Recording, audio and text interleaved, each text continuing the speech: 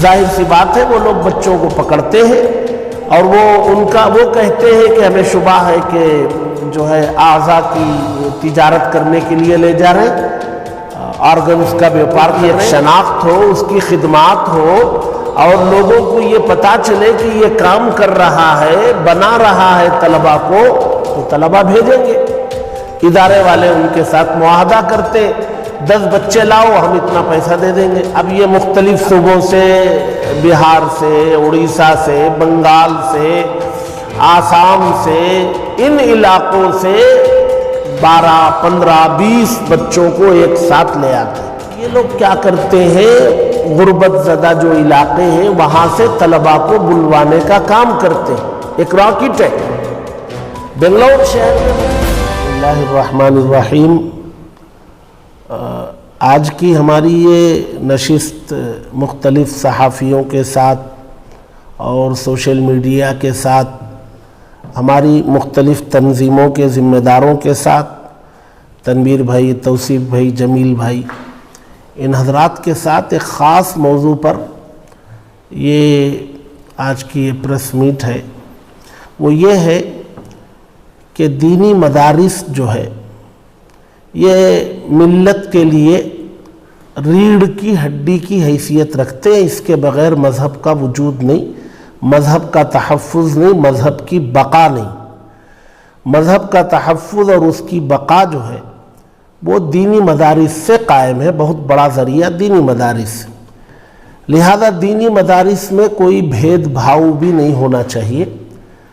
قائم ہی اس لیے کیے جاتے ہیں دینی مدارس کہ کوئی بھی طالب علم آئے، اپنی علمی پیاس بجھائے، دینی معلومات حاصل کرے۔ دینی مدارس کے قیام کا یہ مقصد ہوتا ہے، لہذا وہاں طالب علم کو روکنا، روک تھام ہونا یہ غیر مناسب ہے۔ لیکن اس کے ساتھ ساتھ موجودہ جو ملک کے حالات ہیں، ان حالات میں ہمیں چند چیزوں کی طرف توجہ دینا بہت ضروری ہے۔ مثلا بنگلور شہر ہے، ماشاءاللہ کافی مدارس ہیں۔ ان مدارس میں پڑھنے کے لیے طلباء پورے ملک سے آتے ہیں، الحمدللہ بنگلور ان کا استقبال کرتا ہے، بنگلور کے ادارے ان کا استقبال کرتے ہیں اور تعلیم سے سرفراز کرتے ہیں۔ یہ ایک زمانے سے چلا آ رہا ہے، بہت خوشی کی بات ہے۔ لیکن گزشتہ چند سالوں سے ایک طرف دینی مدارس میں بھی انحطاط آیا اور ملک کے حالات کی تبدیلی نے نئے مسائل کھڑے کر دیے۔ دینی مدارس میں انحطاط کیسے آیا؟ وہ یوں آیا کہ نئے نئے فارغ، اس میں مقامی بھی ہو سکتے، کچھ دیگر صوبوں سے آئے ہوئے بھی ہو سکتے، وہ آ کر کے بنگلور شہر کے کسی علاقے میں کوئی عمارت کرائے پہ لے کے ایک مدرسہ قائم کر دیتے ہیں۔ اب جنہوں نے کرائے پر عمارت لے کے مدرسہ قائم کیا، ان کی یہاں کوئی بنیادی خدمت پہلے سے رہی نہیں ہے، ان کو وہ لوگوں سے متعارف نہیں ہے، اور سیدھے سیدھے انہوں نے ادارہ قائم کر دیا، تو ان کو طلبہ کہاں سے ملیں گے؟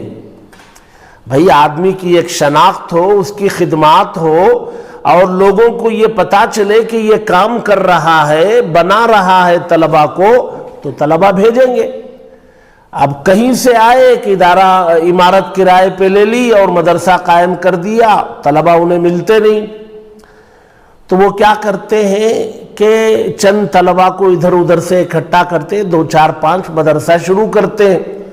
اب 2، 4، 5 طلبہ ہو تو چندہ نہیں ہوتا ہے، اب طلبہ کو کہاں سے لائیں؟ مقامی لوگ بغیر خدمات دیکھے کہ طلبہ دیں گے نہیں، تو یہ لوگ کیا کرتے ہیں، غربت زدہ جو علاقے ہیں وہاں سے طلبہ کو بلوانے کا کام کرتے ہیں۔ ایک راکٹ ہے بنگلور شہر میں، مختلف قسم کی خدمات انجام دینے والے لوگ یہ کہتے ہیں کہ میں 10 طلبہ کو اپنے ساتھ لاؤں گا، اتنی رقم ہمیں چاہیے، ایک بچے سے اتنی رقم چاہیے۔ ادارے والے ان کے ساتھ معاہدہ کرتے، 10 بچے لاؤ ہم اتنا پیسہ دے دیں گے۔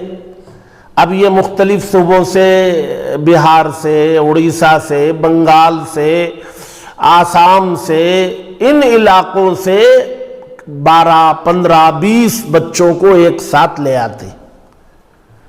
اب اس کا نقصان کیا ہوتا ہے؟ سب سے پہلا نقصان یہ ہے کہ یہ بنیاد یہ علم دین کی نشر و اشاعت یا طلبہ کو سجانے سنوارنے کا نہیں ہے. یہ معاہدہ بتا رہا ہے کہ ان طلبہ کو لانے کے لیے جو رقم دی جا رہی ہے اسی سے اندازہ آپ لگا سکتے ہیں کہ ادارے کی قائم کرنے کا مقصد کیا ہے.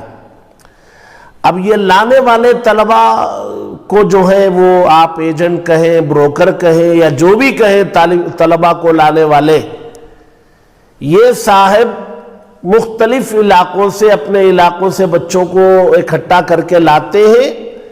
نہ بچوں کے بارے میں لانے والوں کو کچھ پتا ہے, نہ بچوں کو لانے والے کے بارے میں پتا ہے. اب مثال کے طور پر ریلوے اسٹیشن میں شیواجی نگر کے بچوں کو روک لیا گیا, پوچھا یہ کہاں جا رہے ہیں, تو لانے والے بولیں گے کہ بھئی مدرسے میں جا رہے ہیں. اچھا ان کا نام کیا ہے, یہ بچے کا نام کیا ہے, یہ بچے کا نام کیا ہے. لانے والوں کو بچوں کے نام تک کا پتہ نہیں, جائے کہ ان کے والد کے نام کا کیا پتہ ہوگا, بچوں کے نام کا پتہ نہیں. اچھا بچے سے پوچھا جائے گا کہ بھئی یہ لانے والے کون ہیں, بچے کو پتہ نہیں کہ یہ لانے والے کون ہیں. اچھا کون سے مدرسے میں جا رہے ہیں, ان کا کوئی لیٹر پیڈ ہے, ان کے پاس سے لکھا ہوا کوئی لکھی ہوئی تحریر ہے. اچھا جس گاؤں سے آپ چلے ہیں وہاں کی پنچایت سے آپ نے کچھ لکھوایا ہے, کچھ نہیں ہے. ظاہر سی بات ہے وہ لوگ بچوں کو پکڑتے ہیں اور وہ کہتے ہیں کہ ہمیں شبہ ہے کہ جو ہے اعضاء کی تجارت کرنے کے لیے لے جا رہے ہیں, آرگنز کا بیوپار کر رہے ہیں, یا جو ہے بچوں کو لیبر کے کام پر لگانے کے لیے لائے ہیں. ہمیں کیا پتا, کیسے ہم یقین کریں کہ یہ مدرسے کے لیے بچوں کو لائے. ظاہر سی بات ہے بنگلور شہر میں جتنے مدارس ہیں ان مدارس میں پورے ملک سے کہیں سے بھی کوئی بچہ آ کے پڑھ سکتا ہے, لیکن وہ بچہ اپنے سرپرست کے ساتھ آئے.